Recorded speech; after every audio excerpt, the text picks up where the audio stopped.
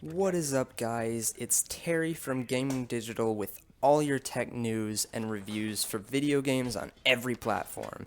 I'm here today to bring you the Rainbow Six Siege beta. And now, before you guys get really invested in this, if you've ever played the beta, maybe it didn't live up to its hype or something, but I wasn't that impressed with it. When I saw it at E3 2014, it was excellent. I was super excited for this game that was coming out, but there are reasons why this beta is not. I found out that this game itself is not for me, and this is what I want to explain to you, the reasons why. Okie doke. So reason one is the hype. My friends were so excited for this game, and I had never played a Rainbow Six game before, didn't know what to expect. I got hyped too. I was like, I'm ready for this beta. It's too difficult to control when you're playing, but it's just not my style, maybe. When I was playing, I found myself having to look at all the menus for like different controls, and even though they're on screen, it makes it really difficult for it to really be natural to, I don't know, throw a grenade or plant a bomb or even your shield. It wasn't super user friendly. Half the time I didn't know what I was doing. I was dropped into a match without knowing what the heck I was doing. Sat there for a minute trying to experiment with the controls. Players expected me to know what to do. I didn't. I really kind of wish they had a little training session to explain things, because I didn't know how to barricade things properly at first, which I'll get into later. I ended up wandering around the map a lot too. So that was kind of a disappointment. But on the other hand, the game is there. It's exactly what they promised, just maybe not delivered in the way I would have wanted it. One last complaint I have has to be the matchmaking.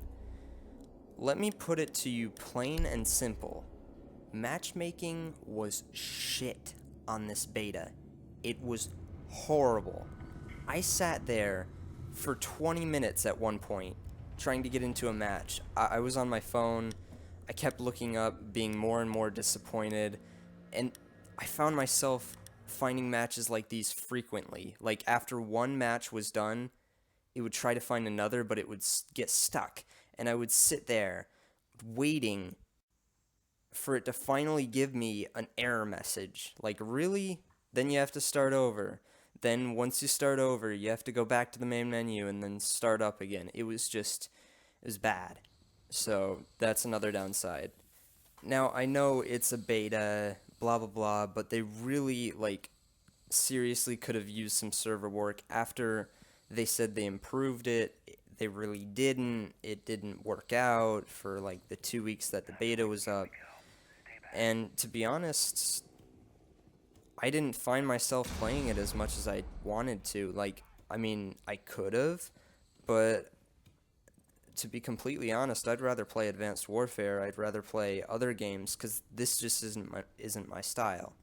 So don't be offended if you've played Rainbow Six before, because I had no experience and this was new to me. Now, finally, onto the positives. Sorry for being so drab at first, but the game gives off this impressive sense of urgency, and it's just incredible. I had never been so impressed with how much I got into these matches, even though they were, somewhat short and you could die pretty easily. You felt really invested in the game, and I felt that it was my priority to figure this out and help my teammates. It felt great when it worked. Yeah, it puts you right in the middle of the action, and it doesn't give you a background, which is okay with me. I don't know about you guys, but you really feel involved, and that was awesome. The sense of immersion is excellent. All the options given to you, like the controls and stuff, make you feel like you're there. I would never have thought of an extra button just to put down barbed wire. Usually you have a different setting for that, which is nice. You have buttons for the different actions that you do, but more so than in other first-person shooters, if you know where I'm coming from. Now, on to some more technical stuff. The gameplay frame rate was excellent. I gotta say, excluding the terrorist mode or the whatever the other mode is that runs at about 30 frames per second, the actual live multiplayer mode runs at a smooth, solid 60 frames per second. If you do not believe me, go to Digital Foundry and they have some really cool videos on how the beta performed, even though it was a less than optimal situation. But back to gameplay. There were more bad games than there were good, and it was sad to think this because I really wanted to enjoy this game. To be honest, the good ones I had were excellent, but they were far in between and kinda rare, and I never really had the feeling that I should keep playing. I literally gave up after 2 or 3 matches every single time, and it hurts me to say, but I won't buy this game when it comes out. There are so many reasons why this game could have been better, but it's too early to judge, and with what multiplayer is and the other mode is, which I only got a slice of, it's not a game that I would buy particularly.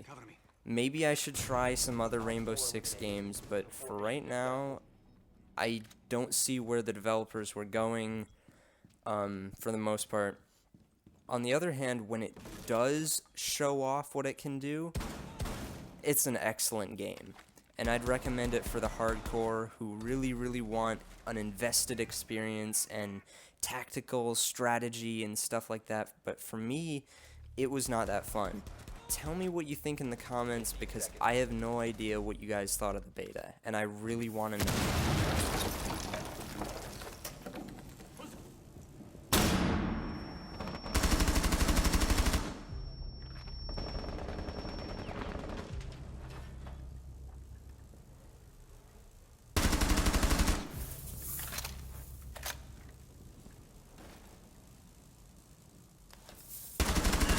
I need to reload! Ooh, and don't forget to tune in really soon, because the Star Wars Battlefront beta is coming out, and sometime in the next few weeks, I should upload that. Don't hold me to it though, I have school and stuff, but anyway, that's all from me. It's Terry from Gaming Digital, signing off. Thanks for watching.